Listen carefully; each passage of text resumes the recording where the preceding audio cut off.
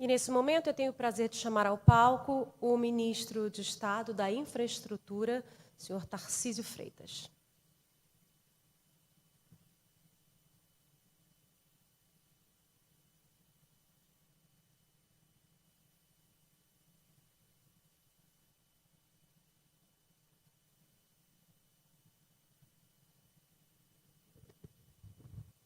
Bom dia a todos, sejam todos muito bem-vindos ao Brasil, a Brasília.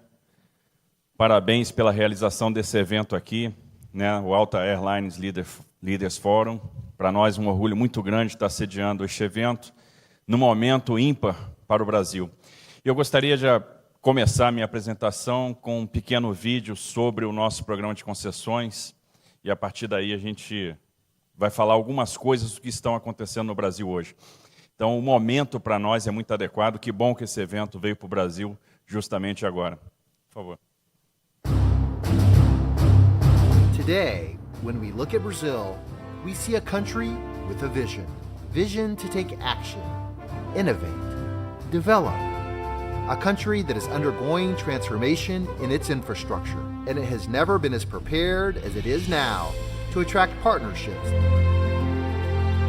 We have the world's largest concession program that will attract more than $50 billion in assets. 16,000 kilometers of highways will be granted in the coming years, 6,000 kilometers more than in all of Brazil's history. We also created the largest railway program in the last 100 years, and we are breaking records in ports and airport concessions.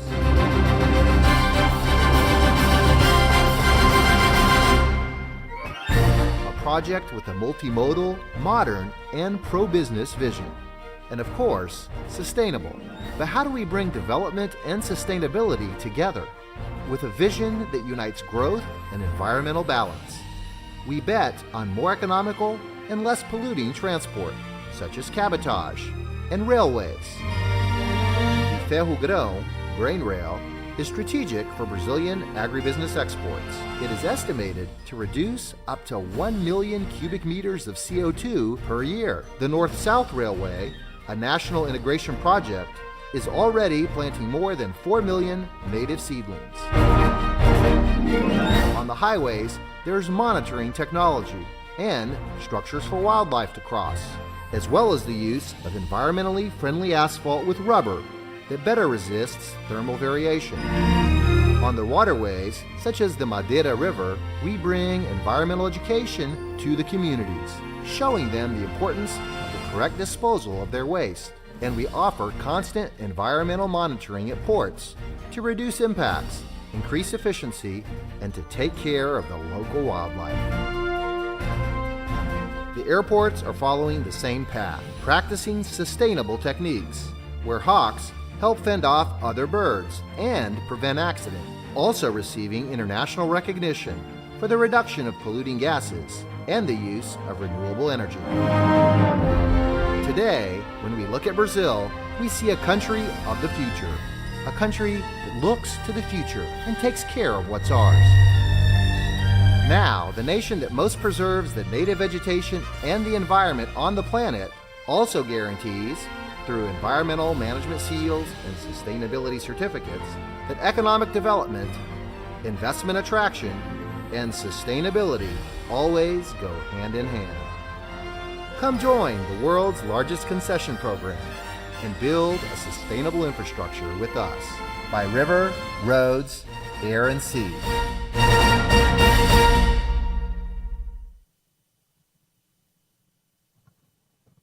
Bom, depois desse vídeo, o que me resta? Como um bom pregador, como um bom evangelista, pregar o Evangelho. Pregar o Evangelho significa trazer a boa nova, e é o que eu tenho procurado fazer nos diversos eventos, falando um pouco do Brasil. Depois, lá de 2016, né, onde nós andamos pelo Vale da Sombra da Morte, foram 8 trimestres seguidos de queda de PIB, né, uma redução de PIB per capita da ordem de 9%, uma redução de demanda doméstica da ordem de 12%, foi criado o Programa de Parceria de Investimentos da Presidência da República, um programa que trouxe governança para a estruturação de projetos. e que foi mantido pelo presidente Bolsonaro. O presidente Bolsonaro tem uma grande virtude, ele elevou a questão da infraestrutura a nível de Estado. Manteve o programa, manteve as pessoas, nos deu oportunidade de manter times técnicos à frente das diversas tarefas do Ministério da Infraestrutura, e nós temos conseguido, então, ter sucesso no nosso programa de concessões. Temos o maior programa de concessões da nossa história, provavelmente um dos maiores programas de concessão do mundo. Um programa que vem dando certo.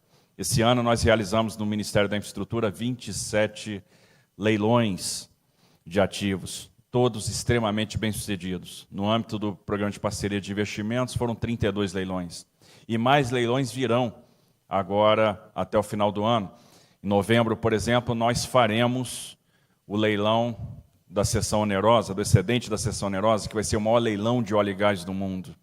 Então nós temos uma economia que começa novamente a respirar, que começa a pulsar, compatível com um país grande como é o Brasil. O cenário é extremamente interessante para nós. Primeiro, o Brasil é um país muito grande. Se nós colocarmos num gráfico países que têm dimensão continental, acima dos 5 milhões de quilômetros quadrados. Se nós colocarmos países que têm grandes populações, acima dos 150 ou 200 milhões de habitantes, e se nós colocarmos países que têm PIB acima de $1 trilhão, nós vamos ter, talvez, na zona de interseção, 3 países apenas: Brasil, Estados Unidos e China. Então é um país muito grande. E nós vivemos um cenário extremamente interessante para aquilo que nós estamos fazendo. Por um lado, temos percebido o mundo encolhendo. Temos visto a redução de atividade econômica. Um mundo que sofre as consequências da polarização política, que sofre as consequências do envelhecimento da população, que sofre as consequências da intensa guerra comercial. As economias centrais têm respondido a esse encolhimento, a essa redução de atividade por meio de redução de taxas de juros. Bancos centrais têm comprado dívidas a custos baixos. Significa que, se houver uma retomada do crescimento, um aumento da taxa de juros, alguém vai perder muito dinheiro. Então nós estamos num momento ímpar, porque, aproveitando essa oportunidade, estamos fazendo reformas liberais, reformas estruturantes. Estamos tirando o Estado das costas do empreendedor. Aprovamos a reforma da Previdência. Muita gente duvidava, será que o Brasil vai conseguir fazer uma reforma da Previdência com grande potência fiscal? Fizemos. Fizemos a reforma da Previdência com uma grande potência fiscal. Mostramos o compromisso do Brasil com a situação fiscal, com a responsabilidade fiscal. E pela primeira vez nós temos um alinhamento de política fiscal e política monetária. Ao mesmo tempo que há o esforço para a redução de despesas, há também a inflação abaixo do centro da meta e a diminuição da taxa de juros. Quando que nós íamos imaginar que nós teríamos no Brasil uma taxa de juros da ordem de 2% real, tendendo a baixar, podendo chegar a 1% real? Se nós pegarmos a curva de investimento, de retorno sobre investimento, teórica, propugnada pelo FMI como retorno interessante, e compararmos com a nossa taxa de juros de longo prazo, a gente vai ver que a nossa taxa de juros de longo prazo já está abaixo do retorno requerido pelos projetos de infraestrutura, e nós conseguimos remunerar os nossos projetos a taxas muito mais interessantes. A gente consegue proporcionar excelentes retornos em dólar para os investidores estrangeiros. Vivemos um período de aumento de credibilidade. E o aumento de credibilidade e investimento são coisas que caminham juntas. À medida que o aumento da credibilidade aumenta, o investimento chega. Observamos a redução do prêmio de risco estrutural do Brasil. Hoje, o nosso CDS é abaixo daquele que nós tínhamos na época do Investment Grade. Significa que não vai tardar muito, nós estaremos próximos de uma reclassificação de risco. Basta nós termos os primeiros sinais de que a economia vai retomar, e ela já está dando esses sinais. Vamos chegar provavelmente no final do ano com praticamente 1% de crescimento. mas poderíamos chegar a mais se não fosse alguns eventos que ocorreram aqui dentro e lá fora. A própria redução, os 3 choques, talvez, o choque da redução, da retração da economia mundial, o choque Argentina, o choque Brumadinho. Nós poderíamos estar chegando esse ano com 1,6%, 1,7% de crescimento de PIB. Agora, nós devemos bater ano que vem 2,5%, 2,6%. Riscos que nunca foram tratados estão sendo tratados no nosso programa de concessões. Resolvemos enfrentar várias questões importantes,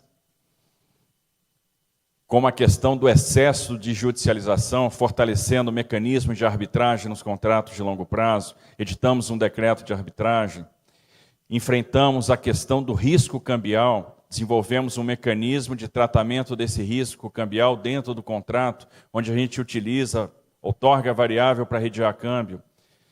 Estamos enfrentando a questão do meio ambiente e desenvolvimento são conciliáveis. A provisão da infraestrutura é completamente conciliável com a preservação do meio ambiente, e só há preservação onde há desenvolvimento. Preservação de meio ambiente não se coaduna com pobreza. Não existe preservação de meio ambiente onde há pobreza. Vamos criar uma nova série de debêntures, aumentando o incentivo para o emissor, permitindo a emissão de bonds no mercado internacional, sem o withholding tax no retorno do capital. Estamos tratando e adequando as nossas regras, tornando-as similares às dos países da OCDE no que diz respeito à tributação sobre ganhos de capital vindos do exterior. Estamos trabalhando a modernização do nosso sistema de câmbio. As operações de swap vão se tornar mais baratas. Estamos fazendo uma reforma do sistema financeiro, onde nós vamos atuar justamente no gap do crédito. E atuar no gap do crédito significa aumentar a produtividade. Isso nos permite, então, colocar para o mundo um ousado programa de concessões, que não é só o maior programa de concessões do mundo, mas é talvez um dos mais sofisticados em termos de tratamento de riscos. E aí serão 3 mil quilômetros de novas concessões de ferrovias, 16 mil quilômetros de novas concessões de rodovias, dezenas de arrendamentos portuários, privatizações de portos e, sim, mais concessões de aeroportos, mais investimentos na infraestrutura aeroportuária. Estou falando isso porque nós vamos começar a passar por um novo ciclo de crescimento. E diferente dos demais ciclos que nós passamos na nossa história, onde esses ciclos foram muito lastreados em capital público, dessa vez, os novos ciclos de crescimento estão lastreados no investimento privado. Não vamos dar um voo de galinha, nós vamos entrar numa era de crescimento sustentável, que vai se perpetuar e perenizar ao longo dos próximos anos e por um período bastante grande. Nós vamos passar por um período grande de tempo, com inflação baixa, com juro baixo e com o investimento privado garantindo o crescimento econômico. Então é um período ímpar, e isso vai impactar diretamente o setor de aviação. Tivemos um ano extremamente difícil, com a saída da Avianca, com o problema dos 737 MAX, com o problema de oferta, concentração de mercado, e mesmo assim, em 2018, em 2019, o mercado vai crescer 3% em relação a 2018. Isso mostra que nós temos um mercado extremamente resiliente. E o que nós podemos esperar? Nós podemos esperar mais crescimento, porque a economia começa a reagir e a correlação entre PIB e crescimento do mercado de aviação é uma correlação positiva. Demos passos firmes, passos seguros, nas direções corretas. O Brasil é um país que se abre. Como disse o Botelho, é o país da liberdade. E estamos atuando para tornar essa liberdade algo concreto. Atuamos esse ano, por exemplo, na eliminação de barreiras regulatórias, na eliminação de barreiras de entrada. E tivemos vitórias importantes, como, por exemplo, a vitória do capital estrangeiro. Algo que se perseguia no Brasil há quase 20 anos. E saiu agora. Ainda bem que a relação do governo com o Congresso é ruim. Imagina se fosse boa. Que com uma relação ruim nós aprovamos a abertura do capital estrangeiro, mantivemos o veto à franquia de bagagens e aprovamos a reforma da Previdência. Imagina se a gente fosse bom de articulação política. Essa abertura foi fundamental. Imediatamente após a abertura, nós fomos procurados por diversas companhias que já manifestam interesse concreto em se estabelecer no mercado nacional. E é lógico, esse é o caminho. Quem não quer estar num mercado com 200 milhões de consumidores? Nós voamos pouco ainda. 120 milhões de passageiros em 140 localidades, mas a nossa meta é superar os 200 milhões de passageiros em mais de 200 localidades, e nós vamos seguir firme essa meta. Por meio de várias medidas. Então, o esforço de desburocratização e de simplificação da regulamentação continua. O estímulo à resolução privada de conflitos por meio da arbitragem. Botelho também citou a iniciativa do consumidor.gov, que está diminuindo já as judicializações. As várias tratativas com governos de estados para redução do ICMS, do tributo sobre o querosene de aviação. E essas reduções sempre ligadas a contrapartidas, a mais rotas, a mais destinos. As assinaturas de vários acordos de céus abertos com vários países do mundo e o investimento na infraestrutura. Ao mesmo tempo em que a gente faz o investimento ou transfere para a iniciativa privada equipamentos importantes, e já foram 22 aeroportos concedidos, em outubro do ano que vem nós fazemos mais 22. E os cronogramas estão em dia, os estudos acabaram de ser entregues. Já estão em análise na Secretaria de Aviação Civil, que tem trabalhado em conjunto com a Agência Nacional de Aviação Civil. Então, ano que vem, teremos outro leilão interessante, com 3 clusters. E, na sequência, em 2021, 2022, faremos mais 19 aeroportos, concessão de mais 19 aeroportos em 3 clusters novamente, incluindo Congonhas e Santos Dumont. O dinheiro que vem para o Fundo Nacional de Aviação Civil tem sido aplicado na aviação regional. Então, nós temos investido nos equipamentos de menor porte, sob gestão de estados e municípios, para que eles acomodem mais destinos, mais voos. A gente está aumentando a conectividade no Brasil. Nós vamos atingir a nossa meta dos 200 milhões de passageiros e das 200 localidades atendidas. Eu tenho visto manifestações de CEOs de companhias aéreas dizendo: vou investir no Brasil, vou voar para mais localidades. E nós vamos honrar essa confiança com mais investimentos. O Brasil está caminhando na direção, ao encontro da sua vocação. A vocação do Brasil é ser grande. E o Brasil vai se tornar grande, gigante, porque tem potencial para isso. E eu quero fazer, então, quero registrar a minha homenagem aos servidores da Secretaria Nacional de Aviação Civil, aos servidores da Agência Nacional de Aviação Civil, que têm emprestado talento, devotamento, confiança no Brasil e têm feito a diferença.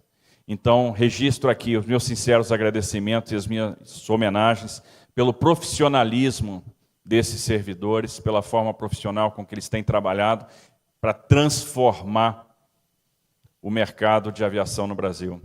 Agora que o seu período chega quase ao fim, Botelho, quero louvar o seu entusiasmo com o mercado e a forma como você, ao longo desses anos, perseguiu a abertura. Como você foi diligente, como você foi corajoso, quase um Dom Quixote, enfrentando moinhos de vento. Quero louvar todos que fazem aviação no Brasil. Quero louvar o DECEA e o Comando da Aeronáutica, na pessoa do Brigadeiro Domingues. Quero louvar a confiança no Brasil, colocada o tempo todo pelas empresas que aqui trabalham, que aqui operam. Então, minha homenagem às empresas de aviação, por meio dos seus CEOs aqui presentes. E nós todos juntos vamos construir um Brasil diferente e que, em particular, vai ter um mercado de aviação compatível com a pujança e com o gigantismo do Brasil. Então, nós temos a geração aqui na nossa frente que vai transformar o país. Obrigado.